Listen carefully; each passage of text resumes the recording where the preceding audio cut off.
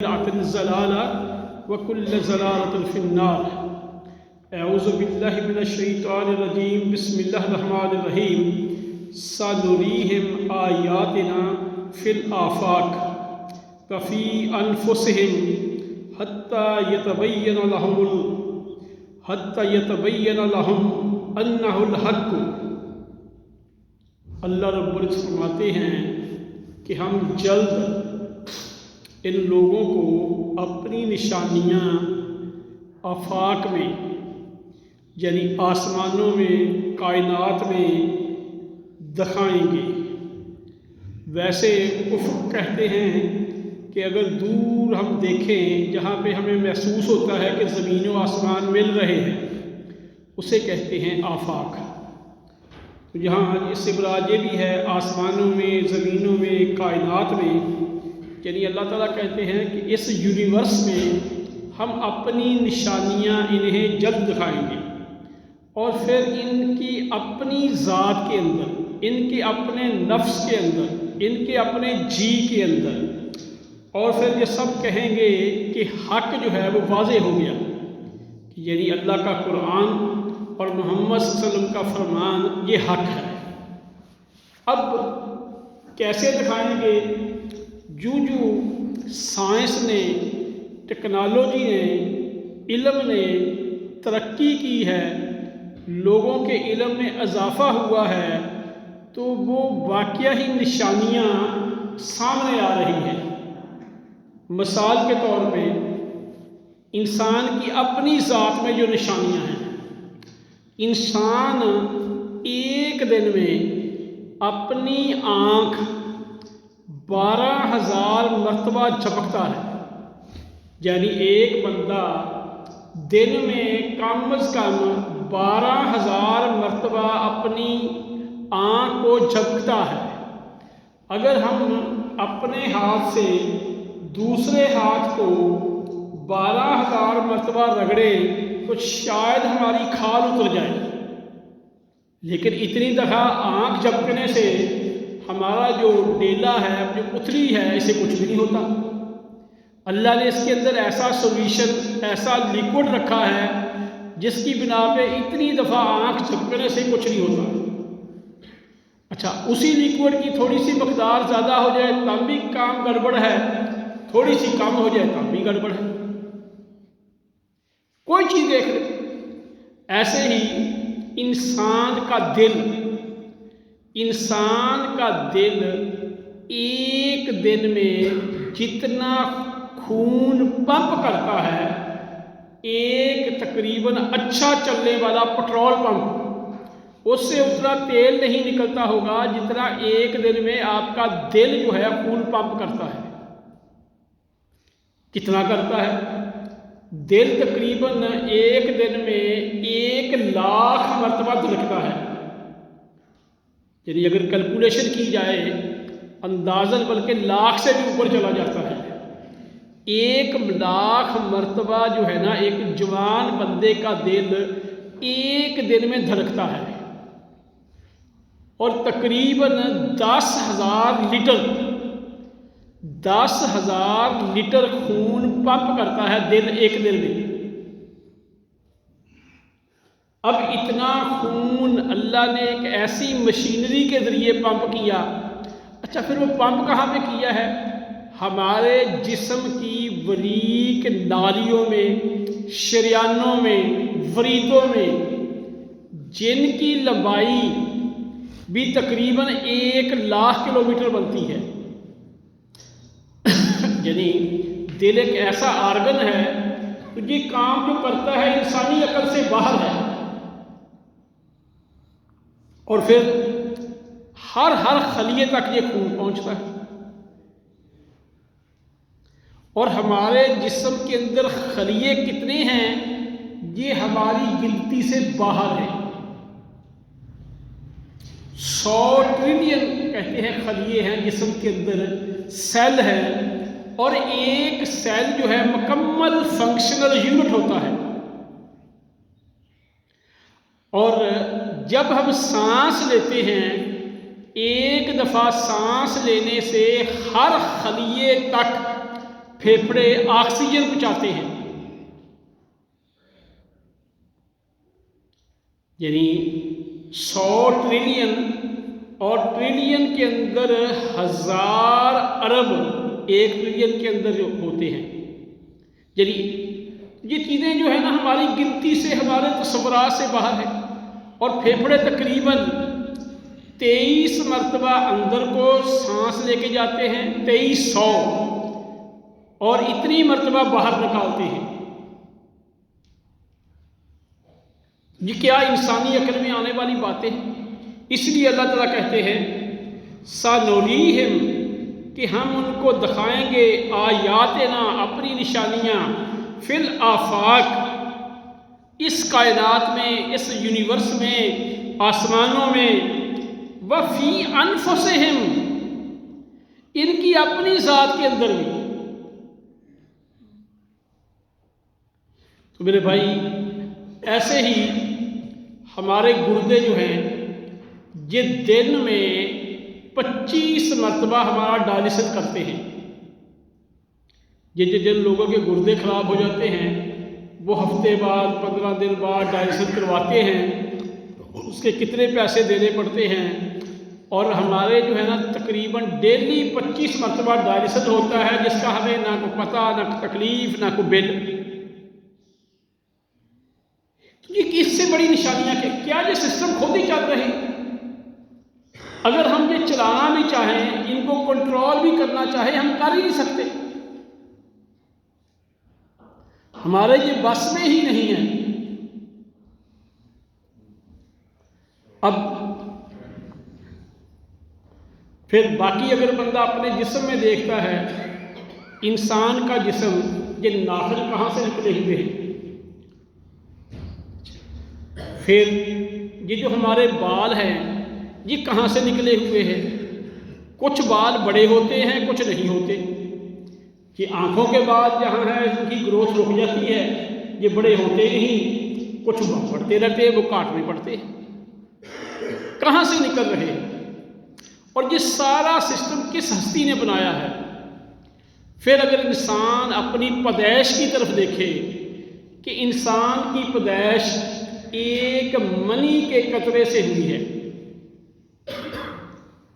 ایک حقیر سا پانی ہے، اس سے انسان پیدا ہوا ہے، اسی کے اندر ہے کہ یہ ذہین ہوگا، یہ کند ذہن ہوگا، یہ نیک ہوگا، یہ بد ہوگا، یہ خوبصورت ہوگا، یہ بدصورت ہوگا۔ اچھا، اس ایک قطرے کے اندر کروڑوں بلکہ بلینز کی تعداد میں سپرم ہوتے ہیں، ایک قطرے میں۔ ان میں سے ایک سپرم آپ کی پیدائش کے لیے کافی ہے۔ جو بچہ پیدا ہوتا ہے، جو ایک دفعہ منی خارج ہوتی ہے، اس کے اندر کتنے جو ہے نا سپرم ہوتے ہیں، باقی ضائع، ان میں سے ایک ہی پیدائش کے لیے کافی ہوتا ہے۔ پھر وہ کہاں سے نکلتا، کہاں جاتا، کس رفتار سے جاتا، کون لے کے جاتا، کس نے یہ سسٹم بنایا ہے، پھر اسی قطرے سے انسان کی کتنی خوبصورت آنکھیں بن جاتی ہیں، پھر انسان کتنا خوبصورت اس کے ہونٹ بن جاتے ہیں۔ کیا اس کی بیک میں کوئی ہستی نہیں ہے؟ اس لیے اللہ تعالیٰ کہتے ہیں سَنُرِيهِمْ آیاتنا، ہم ان کو جلد اپنی نشانیاں دکھائیں گے۔ ایسے ہی آپ کسی اور کی بات پہ چلے جائیں، کسی سسٹم پہ چلے جائیں، یہ جو ہمارا واٹر سائیکل ہے، پانی کا جو نظام چل رہا ہے، یہ سردیوں میں سردی ہوتی ہے، برف باری ہوتی ہے، پہاڑوں پہ برف جمتی ہے، گلیشیئر بنتے ہیں، پھر گرمیوں میں وہ پگھلتے ہیں، پھر وہ دریاؤں میں پانی آتا ہے، دریاؤں سے پھر آپ کی یہ کھیتوں میں، نہروں میں کہاں تک جاتا ہے، فصلیں ہوتی ہیں، پھر وہ پانی کچھ سمندر میں چلا جاتا ہے، پھر دوبارہ گرمی سے وہاں سے اوپر اٹھتا ہے۔ ایسے ہی جتنے یہ پودے ہیں، اور پھر پودوں سے زیادہ بھی جو کائی ہے، یہ اللہ نے اتنی بڑی آکسیجن کی فیکٹری بنائی ہوئی ہے۔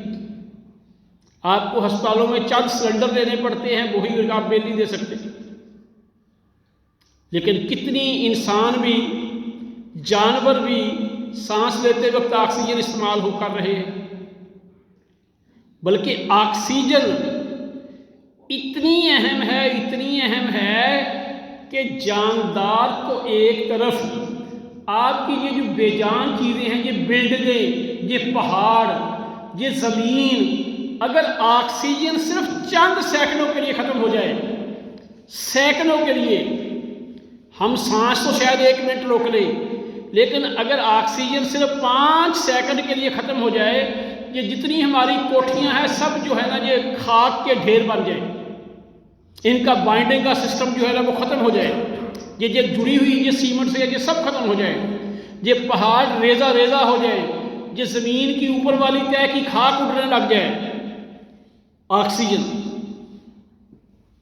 یہ اللہ کا کام ہے، وہ اس سے ہم سے بل لیتا ہی نہیں۔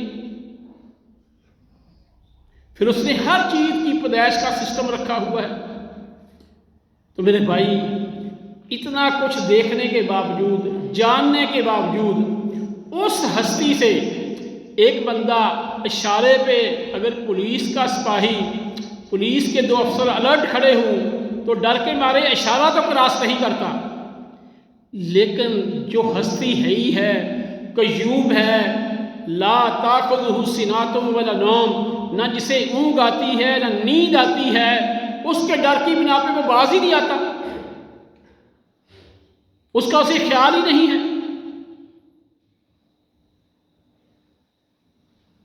فوج کا ادنا سا سپاہی، فوج کا وہ ادنا سا جرنیل، جو 4 سال 5 سال 10 سال کے بعد اس کی جرنیلی ختم، سب تنقید کر لیتے ہیں، لیکن اس کے حاضر سروس ہوتے ہوئے اس کے سپاہی کی کیا مجال ہے اس کے سامنے دم مار سکے؟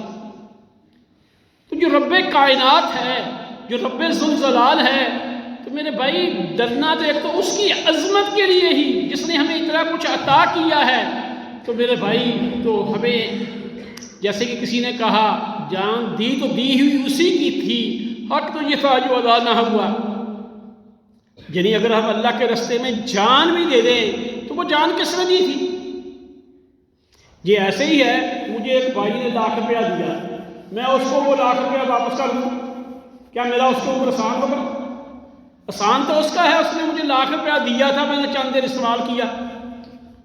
اب جس رب نے مجھے جو جان دی ہے، زندگی دی ہے، اگر وہ مجھ سے لے لے تو جا اس کی خاطر میں شہادت کا رتبہ پالوں، دین کی سربلندی کے لیے کہیں میں اپنی گردن کٹا لوں، تو کیا میرا اللہ پہ احسان ہے؟ اسی لیے اللہ تعالیٰ کہتے ہیں ان اللہ اشتری من المؤمنین انفسهم واموالهم ان لهم الجنہ، کہ اللہ نے مومنوں کے مال اور ان کی جانیں جنت کے بدلے میں پرچیز کر لیے ہیں۔ لیکن میرے بھائی یہ ہمیں فکر ہی نہیں، فکر ہمیں کس چیز کی ہے؟ فکر ہمیں اسی دنیا کی ہے، لیکن اس دنیا کا اینڈ سب کو نظر آ جاتا ہے۔ جب میں ہسپتال میں ایڈمٹ تھا تو میرے ساتھ جو دوست تھے وہ بھی ایک ڈاکٹر تھے، تو ایج میں مجھ سے بھی کافی بڑے تھے۔ اب ان کے جتنے بھی بیچ فیلو ڈاکٹر تھے وہ بھی اسی ایج کے تھے۔ اچھا، پھر وہ ڈاکٹر صاحب کا تعارف اس لیے بھی بہت تھا کہ وہ حج مشن والوں کے ساتھ نا، حج والوں کے ساتھ جاتے تھے، تو ان کے پاس نا شام کو ان کو ملنے والے آتے، تو جب میں ان کی باتیں سنتا، یعنی دنیاوی وسائل کی کسی کے پاس کمی نہیں تھی۔ اب ان کو پتا چلا تھا کہ ہماری حقیقت کیا ہے۔ وہ کہتے پتہ ہی نہیں چلا کہ جوانی کا پائی کب ختم ہوگی، یعنی جوانی بڑی جلدی ختم ہوتی ہے، آپ کو پتہ ہی نہیں چلے گا کہ جوان کب جوان ہوا، کتنے دیر جوان رہا، بس ختم۔ یعنی ساری چیزیں ختم، گھر بھی ہے، کوٹھیاں بھی ہیں، سب کچھ ہے، لیکن زندگی کا مزہ نہیں ہے۔ لیکن وہاں پہ کیا ہوگا؟ جب جنتی جنت میں چلے جائیں گے، جہنمی جہنم میں چلے جائیں گے، اللہ رب العزت دونوں کے سامنے موت کو بلائیں گے۔ احادیث کے اندر آتا ہے کہ موت کو ایک بھیڑ کی شکل میں لایا جائے گا اور اس کو ان کے سامنے ذبح کر دیا جائے گا اور کہا جائے گا کہ اے جنتیوں، آج کے بعد تم پہ کبھی موت نہیں ہوگی، نہ کبھی بڑھاپا ہوگا، نہ کبھی بیماری ہوگی، ہمیشہ ہمیشہ فار ایور تم جہاں رہو گے۔ ایسے ہی جہنمیوں کو کہا جائے گا۔ یعنی وہ جوانی، وہ نعمتیں، وہ انعامات جو دائمی ہیں، جو نہ ختم ہونے والے ہیں، جن کا کوئی سائیڈ افیکٹ بھی نہیں ہے، تو میرے بھائی ان کی خاطر میں اور آپ کیا کرتے ہیں؟ اور دنیا کی نعمتیں کیا ہیں؟ ہمارے ایک دفعہ کچھ دوست جیل چلے گئے، نوجوان تھے، انہیں پتہ ہی نہیں تھا کہ جیل کا اندر کا ماحول کیا ہے۔ ان کو باہر سے کسی نے کھانا بھیجا تو اس نے کھانا بہت اعلیٰ بھیج دیا۔ اب ان کو کھانا بہت اعلیٰ ملا، جوان تھے، انہوں نے ٹکا کے کھا لیا۔ جب کھا لیا تو رات کو انہوں نے جہاں بند کیا وہاں پہ واش روم تھے نہیں۔ اب وہ کہتے ہیں کہ ہماری رات ایسے گزری جیسے حاملہ عورت کی گزرتی ہے۔ یعنی دنیا تو یہ ہے، یعنی دنیا کی زندگی تو یہ ہے، دنیا کی عیش و عشرت کی تو یہ حیثیت ہے، لیکن جو زندگی دائمی ہے اس کے لیے ہم کچھ نہیں کرتے۔ تو اس لیے اللہ تعالیٰ فرماتے ہیں کہ جلد ہم انہیں اپنی نشانیاں ان کی اپنے نفسوں کے اندر دکھائیں گے۔ اب میرے بھائی دیکھیں، اللہ نے جو سسٹم رکھا ہوا ہے کہ ایک بچہ پیدا ہوا، کیسے پیدا ہوتا ہے، پھر وہ ماں باپ کا کتنا محتاج ہوتا ہے جس دن پیدا ہوتا ہے۔ ایک پیدا ہونے والا بچہ، خاص طور پہ انسان کا، جانور کا بچہ شاید نہ محتاج ہو، یعنی مرغی کا بچہ خود سے دانہ چگنے لگ جاتا ہے۔ اگر مرغی نہ بھی ہو، جیسے یہ مشینوں سے نکلنے والے بچے، وہ سروائیو کرتے ہیں، کوئی خاص نہیں۔ لیکن انسان کا بچہ جب پیدا ہوتا ہے، اس سے کوئی سنبھالنے والا نہ ہو، اس کی ماں اور اس کے باپ اور فیملی کے ممبرز نہ ہوں، تو کیسے سروائیو کرے گا وہ؟ اور اپنے ماں باپ کا اتنا محتاج ہے کہ اٹھا کے گلی میں پھینک دے وہ کچھ نہیں کر سکتا، گٹر میں پھینک دے وہ کچھ نہیں کر سکتا۔ لیکن انسان اللہ کا اس سے بھی کہیں زیادہ محتاج ہے۔ کیوں؟ وہ اگر گلی میں پھینکنے لگے کوئی اور انہیں روک دے، وہ گلی میں پھینکے تو جیسے یوسف علیہ السلام کو بھائی پھینک آئے، اللہ نے کیسا سسٹم کیا، کیسے وہ اٹھائے گئے، کیسے مصر کے بادشاہ بنائے گئے، وہ آپ کے سامنے ہے۔ موسیٰ علیہ السلام کو جب وہ فرعون نے جو سسٹم کیا تھا، اس کی بنا پہ ان کی ماں نے دریا برد کر دیا، سمندر برد کر دیا، اللہ نے ان کے لیے کیسا آگے سسٹم کروایا۔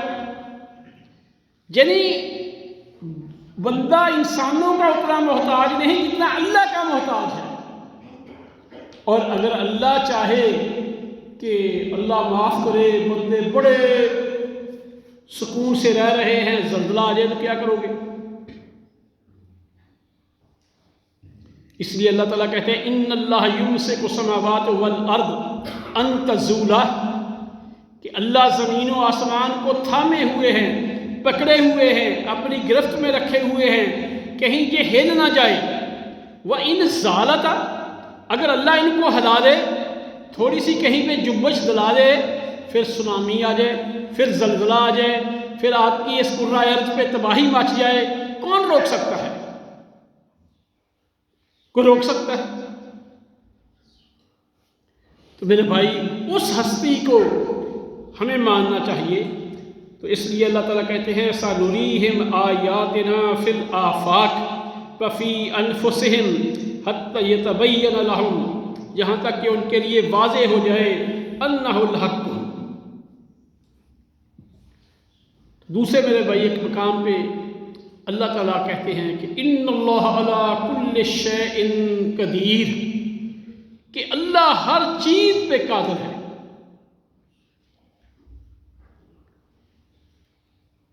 کیسے قادر ہے؟ کئی باتیں میری اور آپ کی عقل میں عام روٹین میں نہیں آتی کہ یہ ہاتھی ہیں، ان کو اللہ پرندوں سے، کنکریوں سے ختم کرا دے۔ الم تر کیف فعل ربک باصحاب الفیل۔ اچھا، ہماری سمجھ میں نہیں آتا کہ کرونا جیسی وبا سے اس 21ویں صدی کی دنیا کا سارا نظام درہم برہم ہو جائے، سارے سسٹم رک جائیں۔ امریکہ جیسے ترقی یافتہ علاقے میں کہ برفباری ہو تو سارے جو ہے نا ایئرپورٹ بند ہو جائے، ساری فلائٹیں ان کی رک جائیں، ان کی بجلی کا نظام درہم برہم ہو جائے، تو میرے بھائی کہ وہ ہستی اس کے سامنے کون وہ چوں کر سکتا ہے؟ تو اس لیے کچھ لوگ کو وہ ایسی ذاتوں کی طرف بلاتے ہوں گے جن کے پلے ہی کچھ نہیں، لیکن ہم تو اس رب کے بارے میں کہہ رہے ہیں جس نے یہ کائنات بنائی، جس نے یہ قرآن اتارا، جس نے محمد الرسول اللہ علیہ وسلم کو نبی بنایا ہے۔ جہاں تک ایک بات ہم ختم کرتے ہیں۔ اب دوسری بات کہ جن خطوط پہ موجودہ ہمارے سیاسی حالات چل رہے ہیں ان میں جو کچھ ہو رہا ہے، جو کچھ وہ کہتے ہیں جی ہم ایسی چالیں چلیں گے، ایسے پلان ہوں گے، دوسرے جو ہے نا صدیوں یاد رکھیں گے۔ امام الانبیاء طائف میں گئے، واز کیا، طائف والوں نے پتھر مارے، جب پتھر مارے گئے تو پہاڑوں کا فرشتہ آیا، اس نے کہا کہ اگر آپ کہتے ہیں تو میں ان کو مسل دیتا ہوں۔ لیکن محمد رسول اللہ نے کیا کہا کہ شاید ان کی نسل میں سے کوئی ٹھیک ہو جائے۔ یعنی آپ نے کوئی چال ان کے بارے میں ایسی چلی، حتیٰ کہ جنگ بھی اگر لڑنی پڑی، حتیٰ کہ جنگ بھی اگر لڑنا پڑی ان کفار کے خلاف جنہوں نے آپ کو مکے سے نکال دیا تھا، تو وہاں پہ بھی ایسی سٹریٹجی، ایسی حکمت عملی اختیار کی جس کی بنا پہ خون خرابہ کم از کم ہو۔ جنگ بدر میں ہی جو قیدی تھے ان کو صرف یہ کہا کہ پڑھنا لکھنا سکھا دو، تو یہ فدیہ لے کے ان کو چھوڑ دیا۔ فتح مکہ کے موقع پہ ابو سفیان جس نے محمد الرسول صلی اللہ علیہ وسلم کے خلاف 3 جنگوں کی قیادت کی تھی، جن میں 3 جنگوں کا وہ چیف آف آرمی سٹاف تھا، تو اس کے بعد جب مکہ فتح ہوا آپ نے فرمایا جو اس کے گھر میں چلا جائے اسے بھی پناہ ہے۔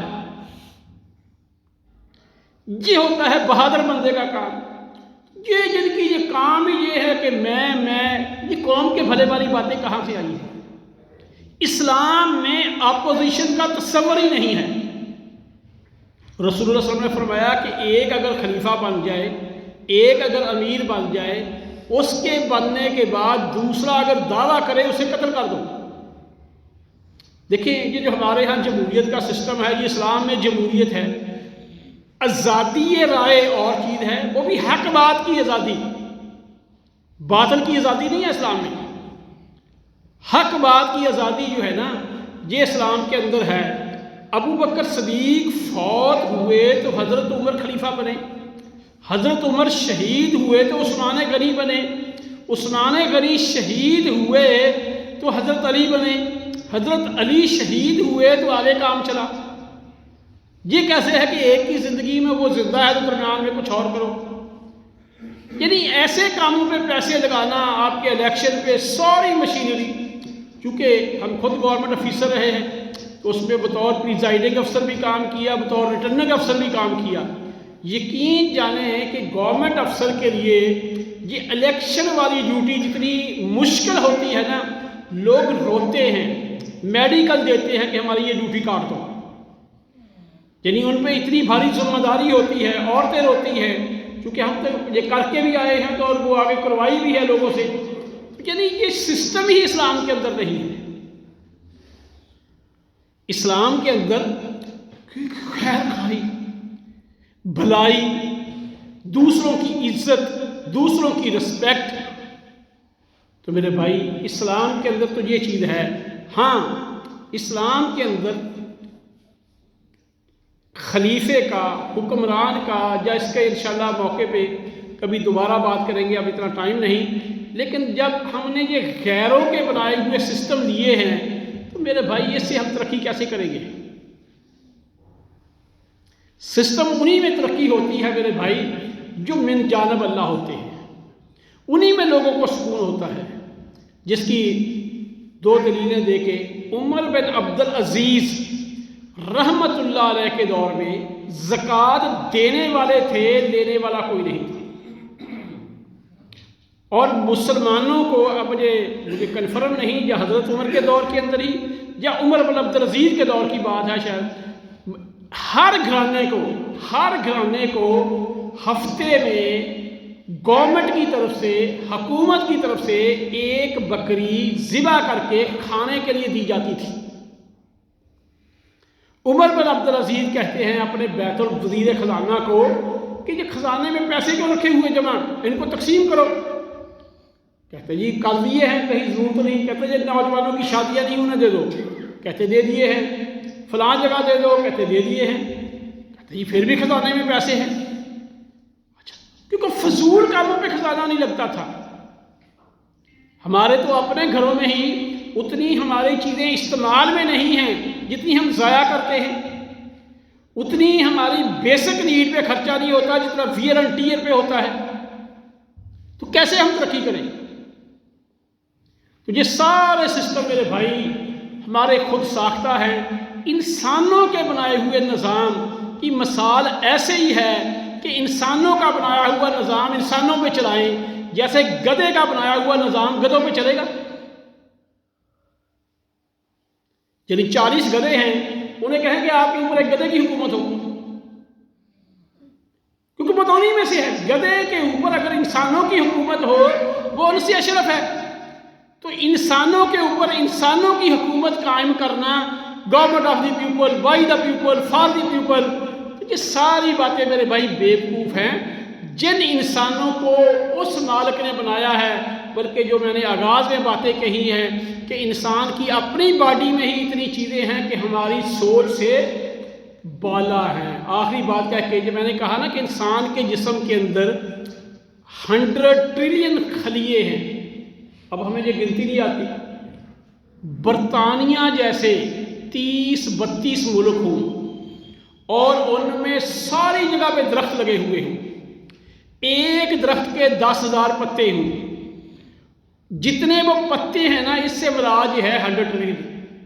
اتنے خلیے ہیں ہمارے جسم میں، ایک دفعہ سانس لینے سے اتنے خلیوں کو آکسیجن ملتی ہے۔ یہ اللہ کا نظام ہے۔ ہمارے برین کے اندر جتنے کنیکشن ہیں وہ بھی 100 ٹریلینز ہیں، ان میں سے ایک کنیکشن خراب ہو جائے تو بندہ پاگل ہو جاتا ہے۔ یہ اتنی آئی سی یعنی جو چپ کس نے بنا کے لگائی ہے دماغ میں؟ تو میرے بھائی یہ اس ذات کا ہی کام ہے، تو جس نے یہ سارا اتنا پیچیدہ نظام بنایا ہے، اس نے جو آسمانوں سے اتارا ہے۔ فَإِمَّا يَأْتِيَنَّكُم مِّنِّي هُدًى فَمَن تَبِعَ هُدَايَ فَلَا خَوْفٌ عَلَيْهِمْ وَلَا هُمْ يَحْزَنُونَ۔ جو اس کے اتارے ہوئے قوانین پہ عمل کرے گا تو پھر میرے بھائی ان کے خوف ختم ہوں گے۔ یا دوسرے مقام پہ اللہ تعالیٰ فرماتے ہیں وَلَوْ أَهْلُ الْقُرْآنِ، اگر یہ دنیا کے واسی آمنوا واتقوا لفتحنا علیہم برکات من السماء والارض، اگر یہ ایمان لے آتے، تقوی اختیار کرتے، اللہ کی باتوں پہ عمل کرتے، تو پھر اللہ تعالیٰ ان کے لیے برکتوں کے دروازے کھول دیتے۔ اللہ سے دعا ہے کہ اللہ